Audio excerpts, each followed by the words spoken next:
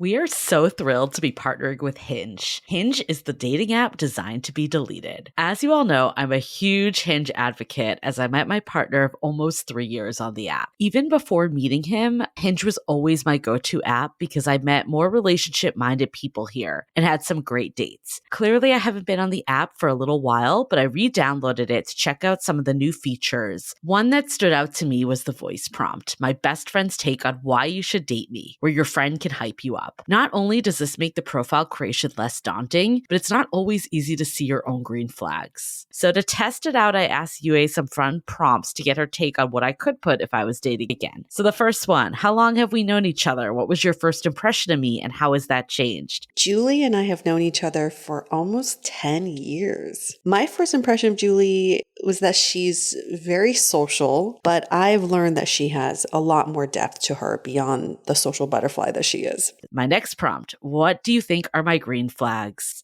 I would say she's deeply loyal. She believes in love, curious mindset, and she is fearlessly ambitious. And then last but not least, what kind of friend am I? Julie is the kind of friend who will always have your back, no matter what. Damn, that feels nice to hear. So download Hinge and try voice prompts today. Then find someone worth deleting the app for. I was so excited to get my shipment from Last Bottle Wines in the mail the other day, full of incredible red wines, all from Napa Valley. I love wine tasting, so having this to my door couldn't be happier. Also, couldn't be more excited that today's episode is brought to you by Last Bottle Wines. If you don't know already, they're a Napa-based online wine shop with a twist. They offer just one handpicked wine per day until it sells out, and they're always at incredible prices. We're talking 30 to 70% off retail. And the best part is that there's no subscriptions, no fees, and no minimum purchase. And I could not be more excited to bring this offer right now because they're having a marathon sale, which is coming up March 28th and 29th. Even better, we're offering Dateable listeners 10% off your first order with code DATEABLE. So if you are a wine lover like me, this is a great time to join. And did I mention that shipping is 100% free? So what are you waiting for? Mark your calendar for March 28th and 29th or get on it earlier if you want. You can sign up at lastbottlewines.com and use code DATEABLE and find out why Last Bottle is the most fun way to discover and buy amazing wine. The Dateable podcast is an insider's look into modern dating that the Huffington Post calls one of the top 10 podcasts about love and sex. I'm your host, Yue Xu, former dating coach turned dating sociologist. You'll also hear from my co-host, Julie Krafchick. On each episode, we'll talk to real daters about everything, from sex parties to sex droughts, date fails to diaper fetishes, and first moves to first loves. We are excited you've joined us for an older episode. While our earlier seasons were all about dating in San Francisco, we quickly realized all the themes and learnings are universal for all daters. So we shifted to covering dating from all around the world as the seasons progress. The fun part is, things happen first in San Francisco, the tech epicenter and counterculture capital of the world. We love for you to keep tuning in to our older episodes, but there is no set order to listen in, so feel free to jump to more recent seasons or relevant episodes for you. Enjoy the show.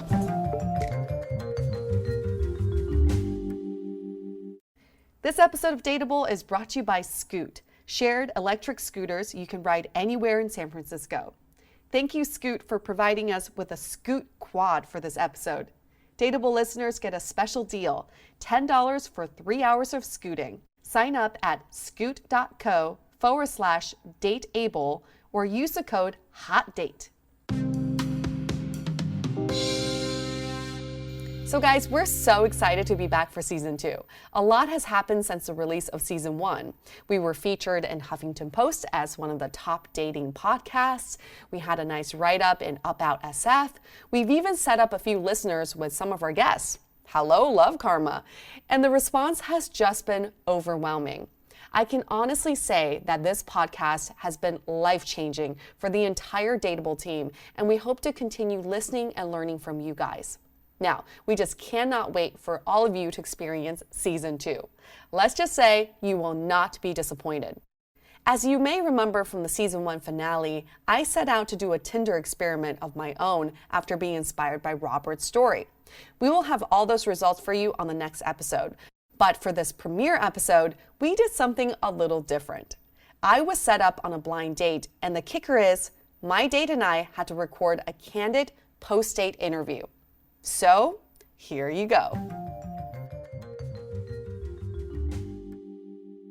Hey everyone, welcome to another episode of DATEABLE, a show that opens up a candid conversation about dating in San Francisco. And that very excited, happy voice that you just heard is my lovely co-host, Yue. And I'm always excited by your voice, Michael Vargas. And on each episode, we dissect a dating story. And today, I think we have something a little different, don't we, Yue? We do. This past weekend, I was set up on a blind date, a complete blind date, where I knew nothing about this person or their name. But what's really cool is that my mystery man is in the studio with us today. And what's double cool is that I'm going to be actually interviewing them both separately. So we're going to get to hear two sides of the same coin. Oh, yes. So, right. Do you want to meet my mystery man? I would. Bring him on in. This is Matt. Hi, Matt. Everybody clap for him. And we do have a small studio audience in here as well to witness. Imagine if you did this for every date you went on. You go on like podcasts to talk about it. Not mistaking, we're going to do ladies first. So Matt, after you got your applause coming in, I need you to get out. Bye, Matt. Bye. All right, he's out. All right, so it's just you, me, and a bunch of other audience members. Exactly. And our listeners right now, Yue. So tell us, what happened on this blind date of yours? So basically, I knew nothing about him, and I didn't even know his name until he texted saying he was on his way. So I had no idea who he was, like not even association with the name. So I get a text that's like, hey, Yue, it's Matt. I'm on my way. And I was like, okay, his name is Matt. This is a Sunday, and the day before was super sunny and beautiful. But on this Sunday, it was pouring rain. So I knew that he had rented a scooter to come and get me, and I was really worried. I was like, oh my gosh, do I need an umbrella? Do I carry the umbrella when I'm on the scooter? This is going to be so awkward. And he wrote to me, he goes, don't forget your raincoat. So I'm like, oh boy, we're going to be drenched. But he shows up, I was pleasantly surprised, in a covered scooter. So it looks like a mini smart car. It's really cute. It's like a scooter basically with a cover over it. So it's got doors, and the doors fly open like one of those like futuristic cars. Like a wings. Like wings, yeah. And I kept thinking that it was like a Batmobile, but like a very cute little one. It was red. So We have a lot of Batman fans that are going to be pissed right now, but that's okay. Keep going with the cute Batmobile. Cute version of a Batmobile. So he pulls up, and I'm like, my date is here. I get really excited. And he's just like, huge smile on his face. He's like, I'm here. He parks the scooter basically right in front of my building because you can park that thing anywhere. And the doors fly open, and I had this moment of like, oh my gosh, here he is on my date. Oh.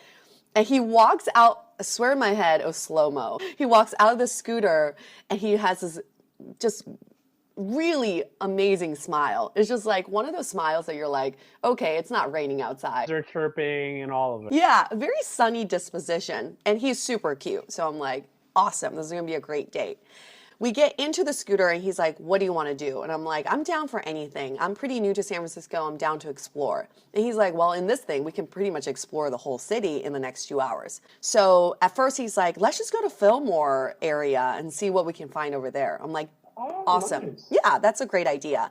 And he plugs in his phone, and it plugs into the speakers so you can play music from your phone. So we're like out of my building.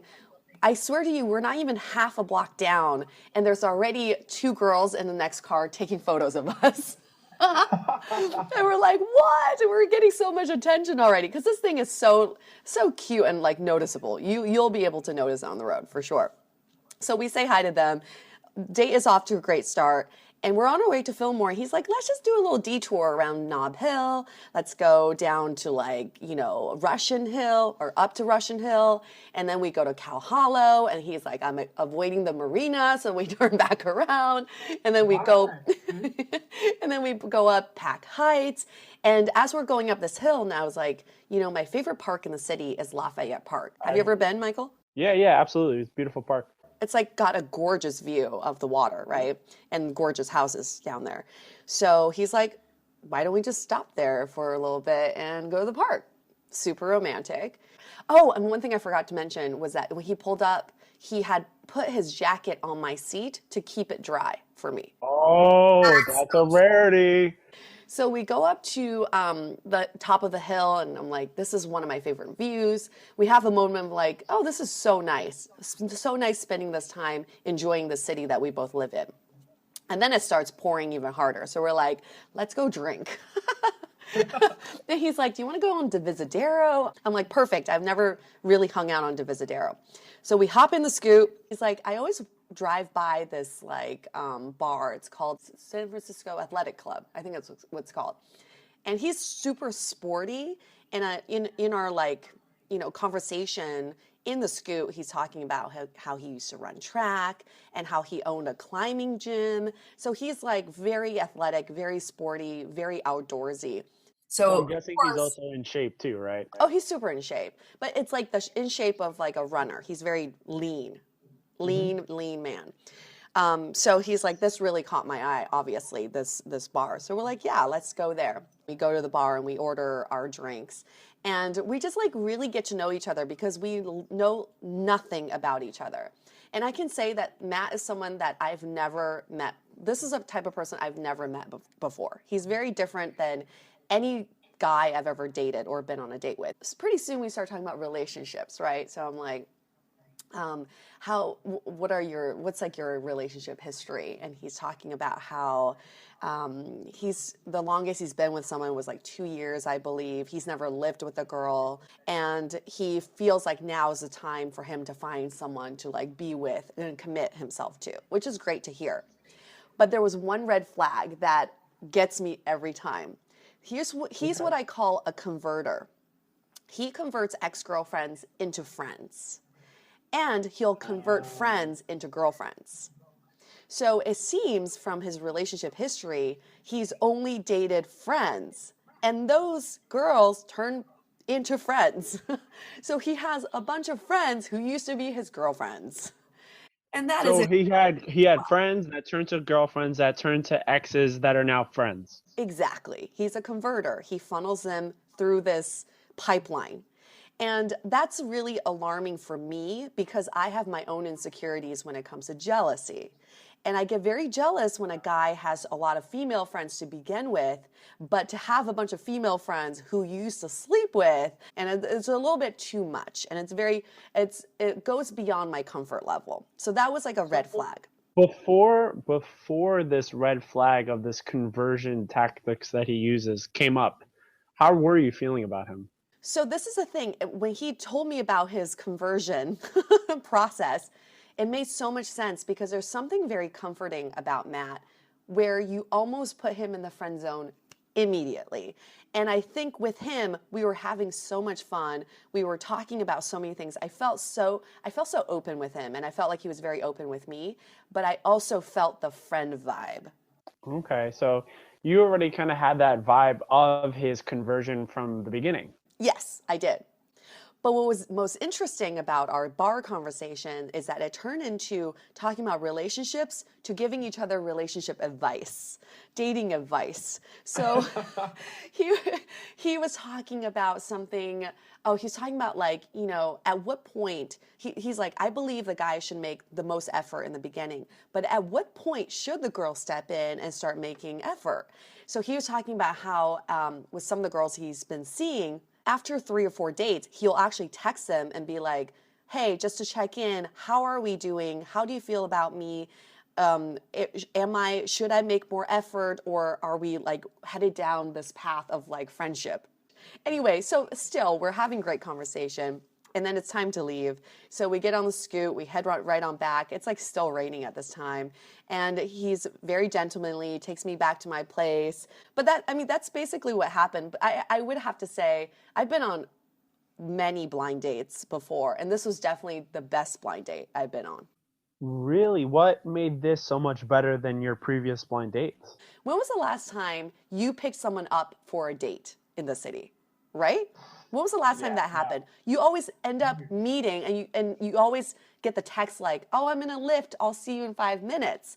But when was the last time someone showed up at your door to pick you up to go on the date, to go to the place you're supposed to go to together. I find that extremely romantic in itself. And you know what? I like what you talked about, and it sounds like one of the things you really liked about it is not only did he pick you up, but then you were outside. You had movement going on, and you got to explore all these different options and kind of allowed yourself to find like, okay, this area feels right. And there's something about being in that scooter together was very intimate because I'm like 2 inches away from his face. So That's what I was gonna ask next too, because you just met him, and then here you are. I'm guessing you're behind him, like holding on to him. So I think on a normal scooter, I probably would have to bear hug him and be Big Spoon. But in this quad, I just had to straddle him. So I don't think he minded that at all. So for you, it just sounded like it started off real strong. Yeah. And also, we were both in a great mindset. We were both super positive. For first dates, as this goes, we'll rate it from a 1 to a 10. What do you rate this? 1 being like the worst first date you ever had, 10 being the most amazing, greatest. There will never be a better first date than this. Where are you rating it? I would say a 7, a solid 7. All right. Hey, congrats. Sounds like it was a fun experience. Audience wants to know if I've had a 10. I have had a 10. Oh, sorry, Matt. I have had a 10 that turned into a 2 on a second date. So a strong 10 on a first date doesn't necessarily equate to a good second date. Okay. Okay. Should I bring Matt? Yeah. All right.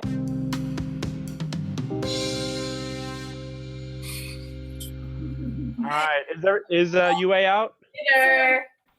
She has exited. She has left the building. I would love to hear from you. What happened? Tell me the whole story. So before I met up with UA, I had to pick up a little Scoot electric vehicle that I had never ridden in before or driven. And it's this little 2-seater pod type vehicle that has no walls on the side, but a little roof. And it was starting to pour rain. So Perfect timing. yeah, the timing was great. So what is going in your mind beforehand? Beforehand, it's like, wow, well, you don't. Can I swear on this thing? Yes, you can. You can fucking swear all you want. Don't fuck this up.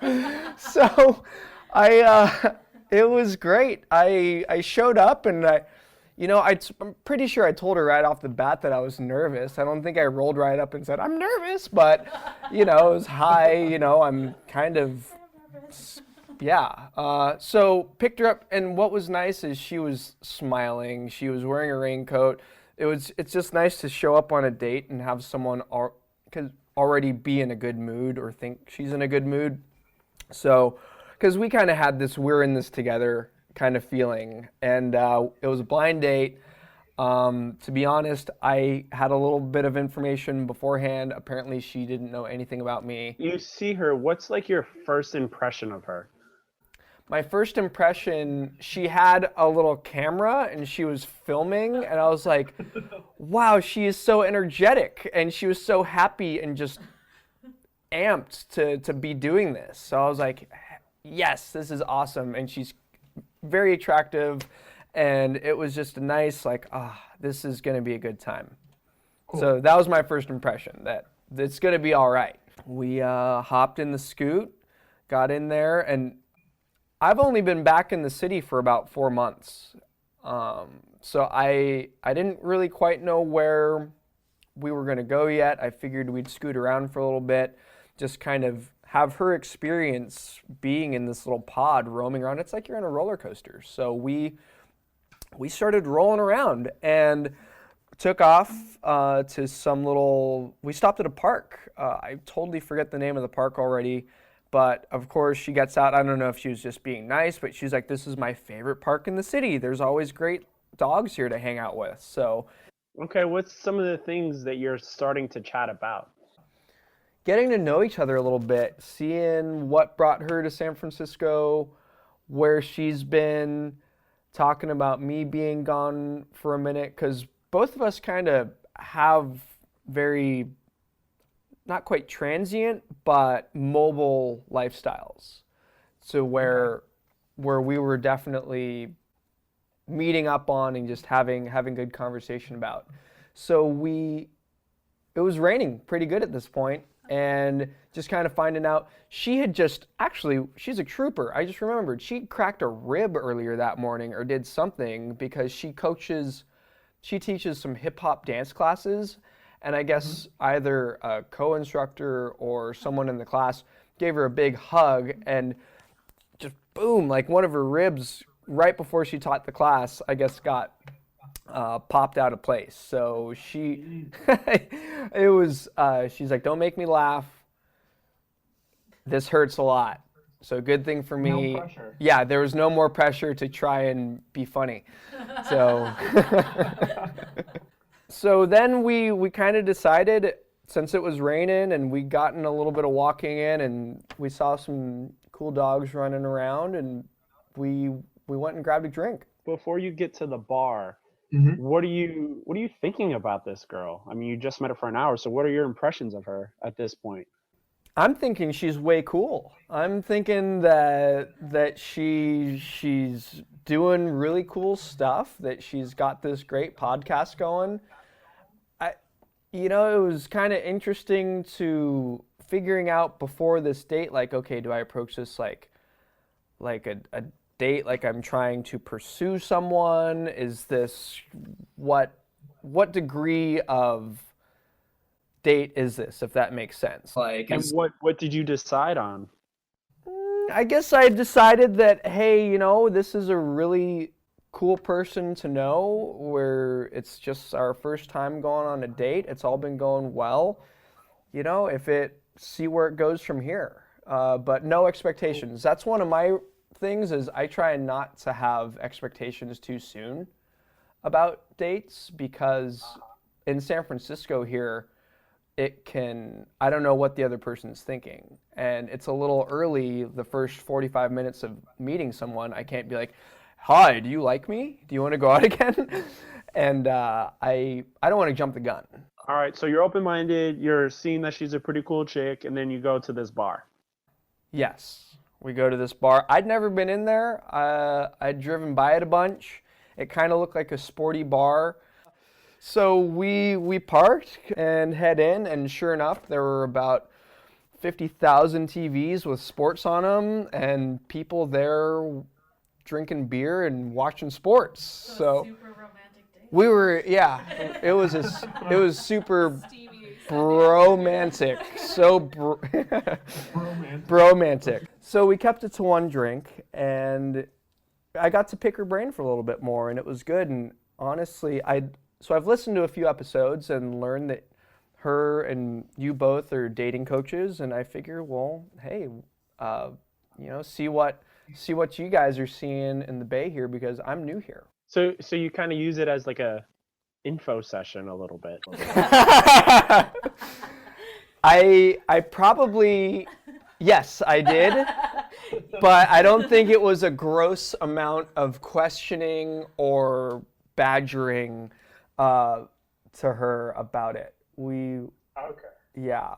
I definitely, though, feel, if my memory serves me, presented her with a few scenarios that I had kind of gone through this last couple months to recently. And, it was just nice to have good insight from her. So you're on this, I'm curious, you're on this date, she seems pretty cool, you're open-minded, and then all of a sudden we start talking about, our dating and our past lives. What led it up to that?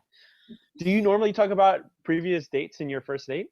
I'd say 30 to 40% of the time, yes. Okay. Nice. And any light bulbs that you got from it? I did get some light bulbs. One thing I asked her point blank was just like, hey, if you were interested in a guy, how do you show that? I had proposed a few situations. I'd mentioned like, hey, I met someone, we had a good time, we'll see if it goes anywhere. Not sure if they might be interested. What's your take on that?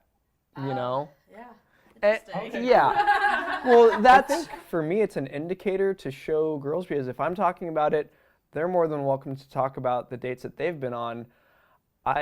It's kind of breaks down a barrier, because I think there's still jealousy issues out there, and I just, not with me necessarily, like totally, that's a whole different subject, but just being okay for like someone to talk about their dating life or just other guys and them, you know.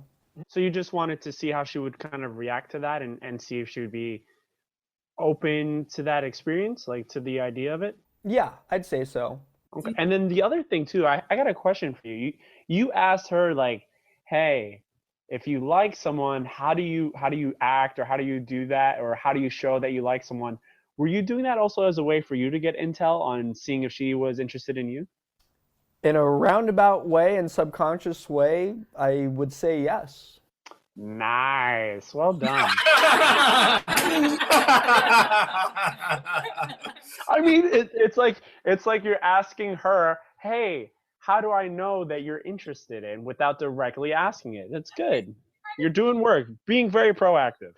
So now you're at the bar, you had some drinks, you're talking about all this relationship stuff. Then what happens? We got out of there and we headed back towards her place to drop her off. Went out, just kind of kept chatting. I think, what we were doing the whole time. So what's awesome about this scoot is I was able to plug in music.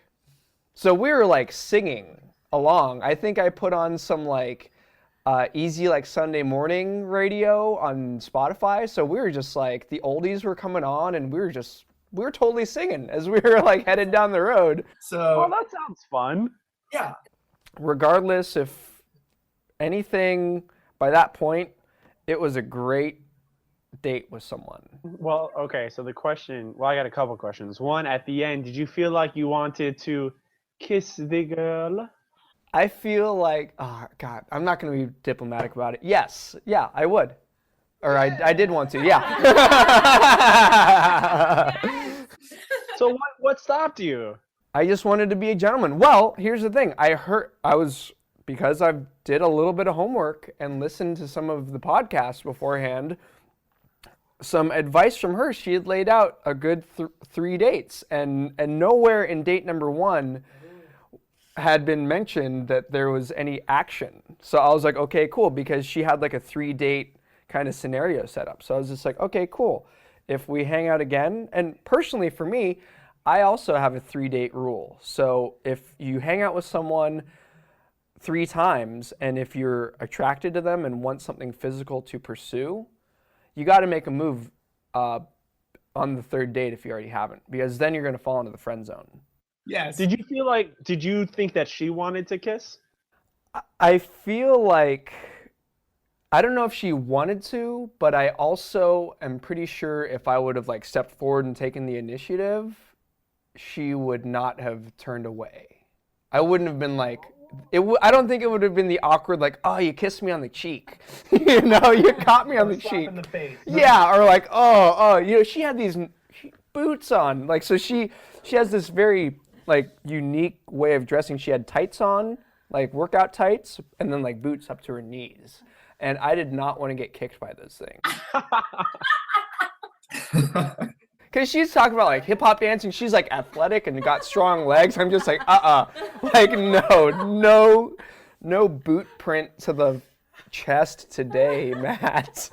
On a scale of 1 to 10, what would you rate this date? Oh, to quote the movie Spinal Tap, this one goes to 11. Woo! All right, man. Well done. Well, hey. Thanks for taking my girl out, my co-host on a nice date. And I appreciate you taking some time to kind of share us your perspective on it, man. Thank you so much. You're welcome. It was great. Thank you. Julie. Yeah. Are you bringing UA back in? Carly went to go get her. Okay. All right. So Matt, UA is actually back in the room. So now you're both in this room together, and you both told me your individual perspectives, and there's actually a lot of like interesting things going on. And one thing that I want to point out for both of you is that one of the things is you both really got excited about, the first time you saw each other. You guys actually had great first impressions of each other. Ka-ching. All right. Should we high five? Okay. So it starts off nicely, and Actually, Matt was talking about how nervous he was about going on this date with someone who's already, on this podcast and has all this experience. So he was going a little nervous. I thought you were nervous about the camera in your face the entire time. Oh, that too. But that was weird too. And so this is where it gets interesting. Kind of, I think this is where you two start diverting a little bit. Oh,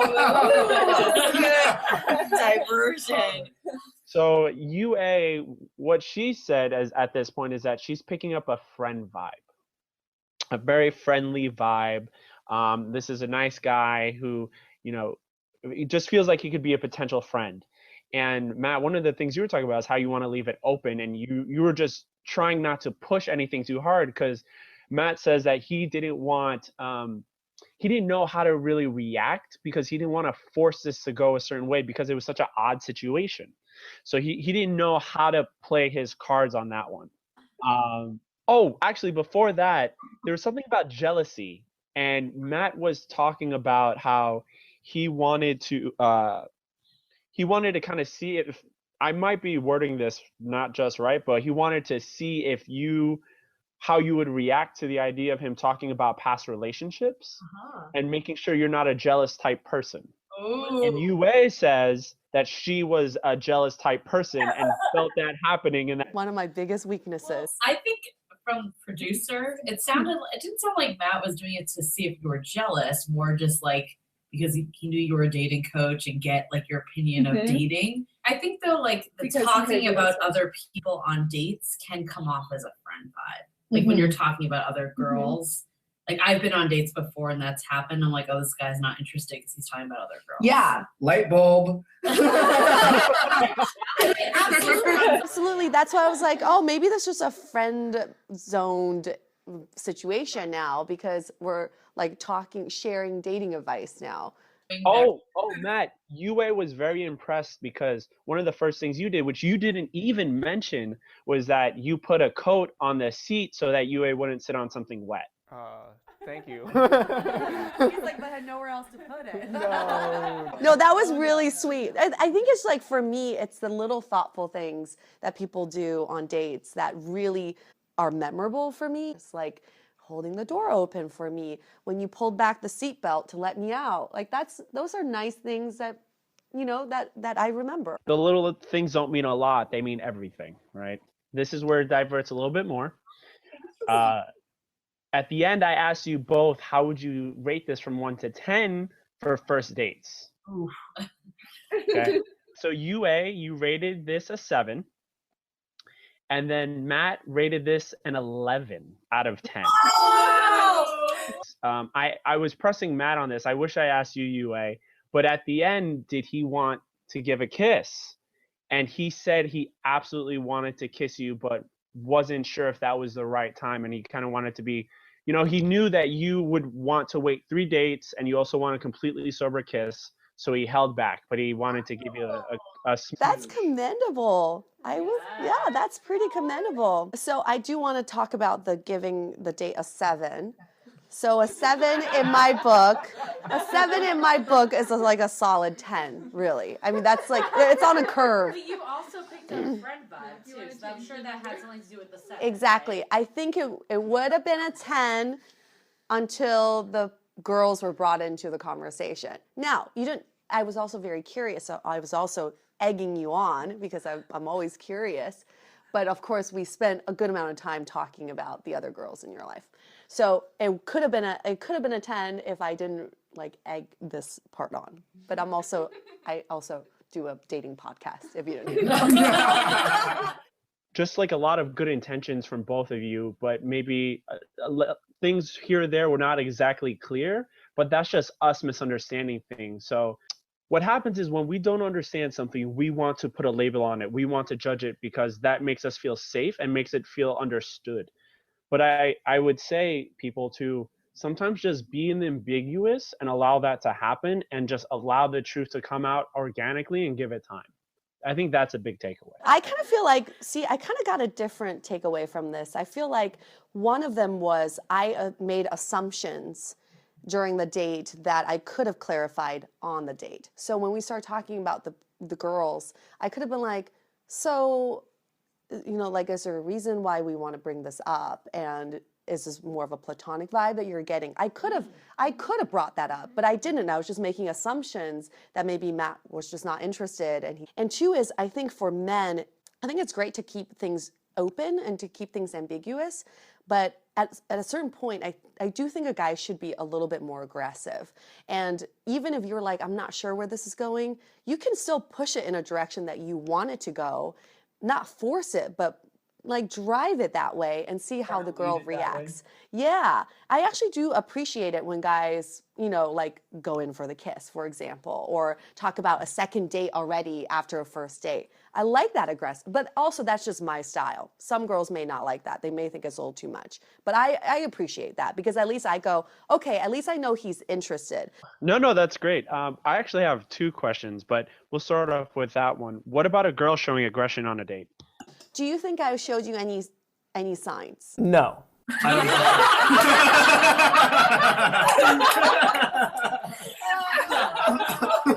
what would be like concrete signs? So hold on. Do I get to explain my 11? Yeah, hold on. Wait. Before we do UA, I have one question for you that I wish I asked earlier, so I'm gonna ask it now, even though it's a little later. If he went in for the kiss, what would you have done? Oh, I would have been down. Sure, I would be down. Because I think you can gauge so much from a kiss. And then I would have been like, oh, it's not platonic, right? Okay. Okay, so now, Matt, I'd love to hear your takeaways and anything you'd like to add on. This is all really good to hear, actually. Matt's still here, so that's a good sign. No, man, you're doing great. It's very nice to get feedback, but UA and I were talking about this. We're not mind readers. So we were talking about this at the bar. It's like the guy doesn't know what the girl's thinking. The girls don't know what the guys are thinking. I mean, there's verbal and nonverbal communication. For me, I'll be the first person to tell you I'm really slow in the uptake to finding out if a girl's interested in me or not. So I have to go out of my way to put myself out there or make a move, because you know what? The worst thing that's going to happen is, you get shut down or you get kicked with some really serious pair of boots. Wait, but I do want to know this. He didn't answer my question earlier. What would be signs that a girl could give to show that she has Women giving touch, just gentle touch is always a good sign. touch? I feel like I touched you. I touched your arm. I touched your shoulder. I touched your penis. Was that not enough? One of the things we've talked about on this podcast, and I think that's what's going on here too, is sometimes the first date is tough to assess. It is. Right? Mm-hmm. A lot of people give up on the first date if there's not instant chemistry. And the reality is it takes a few times sometimes. Yeah. And I think this situation, if you guys were not on a podcast talking about how you felt, you probably wouldn't talk again. Or maybe you would, but it would be a friendly, I don't know. It didn't feel like it would become a instant connection. Right. But now that it's been out in the open, and for people that aren't on a podcast, maybe it's just thinking about should I give this another chance, see what can evolve, even if things are not fireworks from day one. And I would say this. I actually think I just thought of this. You were wearing a hat. It would have been impossible to kiss you in a hat. Oh, okay. My head would have hit your bill. Remove all barriers. No, what you do is you stare at her in the eye, you move the hat backwards, you lean in. There you go. As much as I could talk about this forever, we should wrap this up. I do want to say this to our listeners at home. So I'm like the guinea pig of this experience, but we want to create this experience for more people. If you are interested in being set up on a blind date, a complete blind date, email us, write in on our website. We want to set you up. The only caveat is you have to come in on our podcast, come into our studio and be interviewed and be as candid and honest as possible. Remember, folks, we can keep everything anonymous, so no one needs to know who it is. Yes. And if you have fun dating stories, we want to hear those as well. So with that said, let's wrap this up. Matt, you're awesome. I had a really, really fun days. Date number 2. Date number 2. Date number 2. And I want to say that I approve of Matt going on a second date with my co-host, Yue. But he has to ask first. I'm not going to assume anything. I'm not going to assume anything. Hold on, while we're on air, I'm not making the mistake again. You